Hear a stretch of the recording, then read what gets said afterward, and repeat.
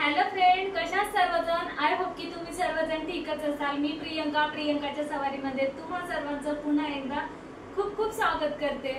तर ना गावाकडून आलोय आम्ही।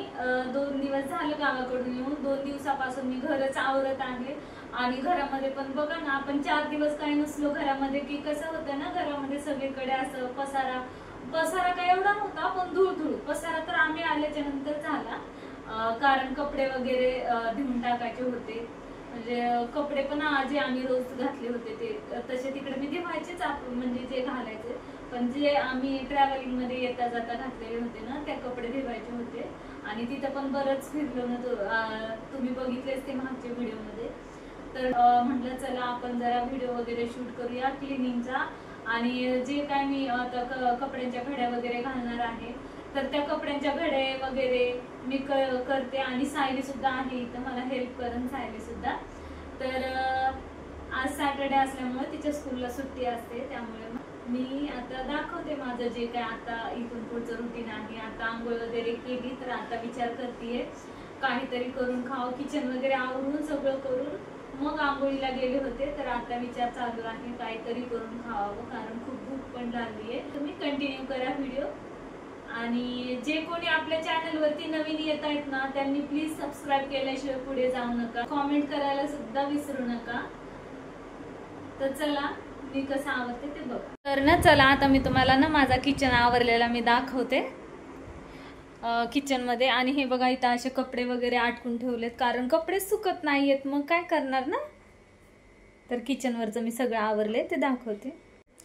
तर बघा हे किचन वरचं माझं सगळं काय आवरून झालेलं आहे, म्हणजे पूर्ण किचन क्लीन आहे। आणि तो मी काल आणलाय ना खलबत्ता, तो सुद्धा माझा धुवून टाकलेला आहे।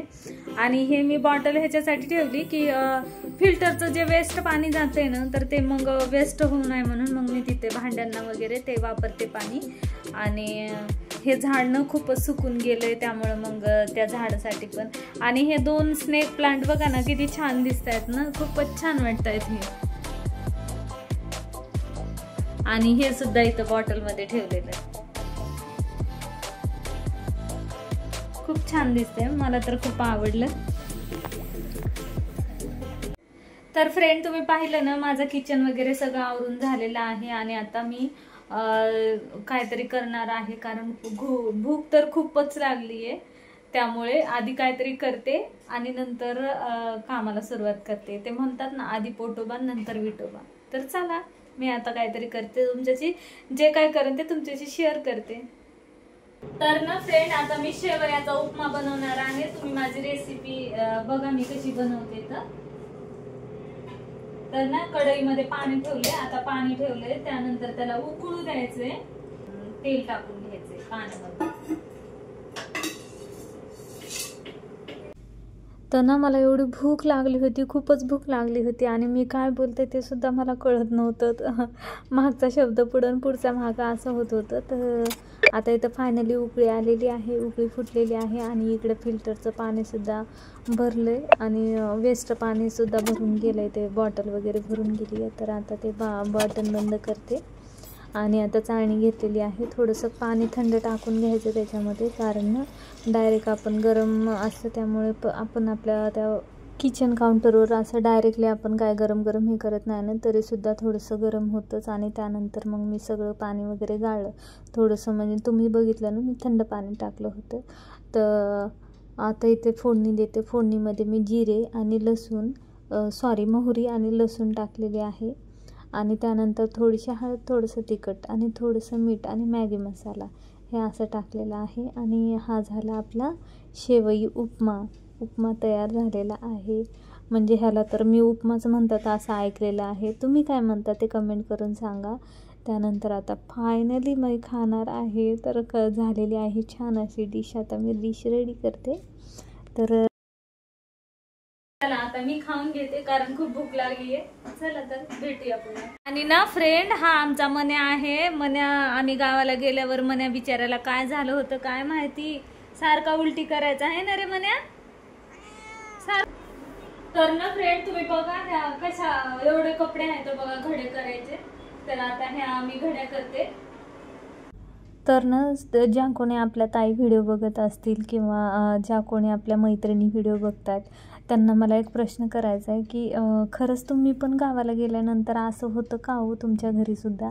माझ्या घरी तर खूप म्हणजे कपड्याच्या घड्या वगैरे कोण म्हणजे मुलं तर लहानच आहेत सोडून द्या, पण माझे मिस्टर वगैरेसुद्धा असं म्हणजे थोडीशी घड्या वगैरे करतात, पण ते काय नेऊन कपाटात वगैरे ठेवत नाहीत. तर इथं माझी सायलू मला हेल्प करते आहे.